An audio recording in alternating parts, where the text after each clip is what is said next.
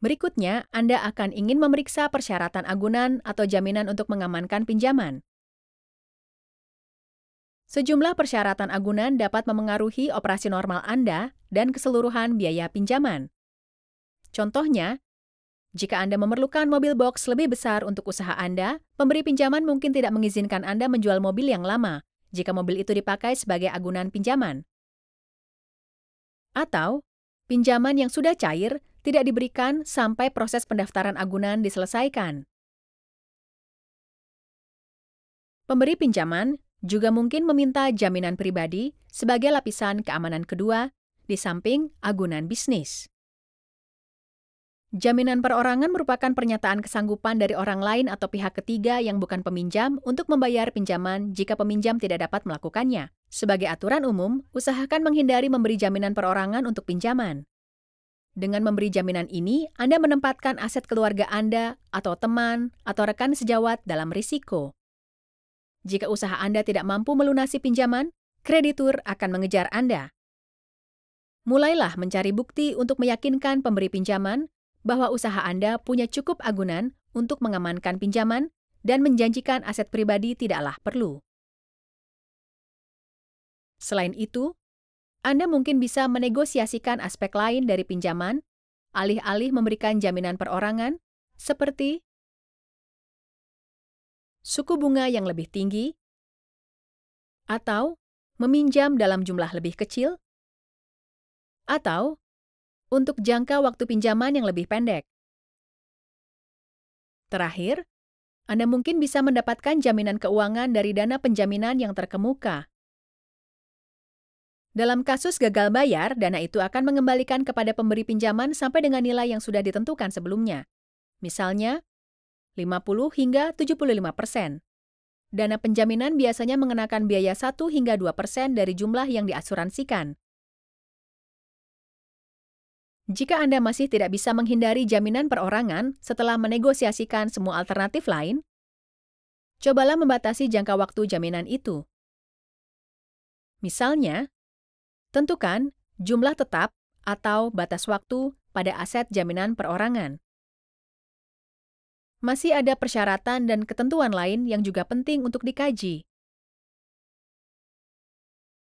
Periksa apakah perjanjian itu mengizinkan Anda membeli kembali pinjaman.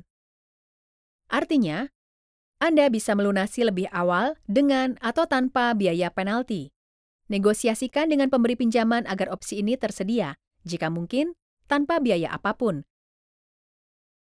Akan sangat berguna memiliki opsi pembelian kembali kalau Anda pada satu titik memiliki kelebihan kas atau Anda ingin memindahkan utang Anda ke sumber yang lebih kompetitif.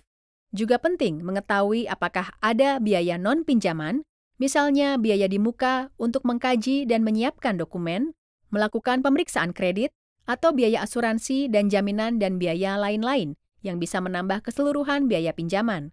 Cobalah menegosiasikan pengurangan biaya. Tidak ada salahnya bertanya, dan seringkali pemberi pinjaman akan bersedia sedikit menguranginya. Selain dari ketentuan keuangan, bersiaplah menegosiasikan semua syarat atau perjanjian yang mungkin diinginkan pemberi pinjaman untuk Anda taati selama masa ketentuan pinjaman. Klausul ini bisa positif, seperti Anda terus memenuhi kewajiban keuangan Anda, membayar pajak, mempertahankan arus kas yang positif, dan mempertahankan asuransi usaha, pencatatan yang akurat, dan tingkat rasio keuangan tertentu. Namun, perjanjiannya juga mungkin memuat klausul negatif jika mereka memberi banyak pembatasan kepada peminjam agar bank lebih untung. Contoh paling umum adalah mensyaratkan perusahaan tidak meminjam uang dari pemberi pinjaman lain. Anda harus menegosiasikan klausul pembatasan ini sebelumnya atau mematuhinya untuk menghindari penalti yang diterapkan bank selama masa ketentuan pinjaman. Sebelum memulai negosiasi dengan bank Anda, buat daftar klausul pembatas yang buruk untuk usaha Anda. Anda dapat mendiskusikan bagian manapun dari klausul pembatas yang diusulkan dalam negosiasi.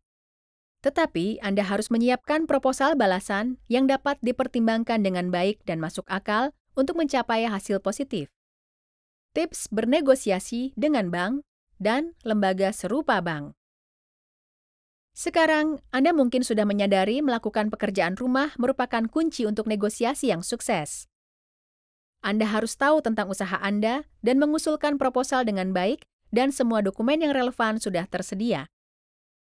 Anda juga harus mengumpulkan informasi tentang persaingan di pasar pinjaman, agar Anda tahu seberapa besar kekuatan negosiasi yang Anda punyai. Tentunya, praktikan presentasi Anda. Bayangkan bagaimana Anda berinteraksi dengan pemberi pinjaman dan apa yang akan mereka tanyakan. Praktikan menjawab pertanyaan mereka dan tunjukkan dokumen pendukung. Tip lainnya adalah mencari lebih dari satu komitmen pinjaman. Manfaatkan periode lock-in.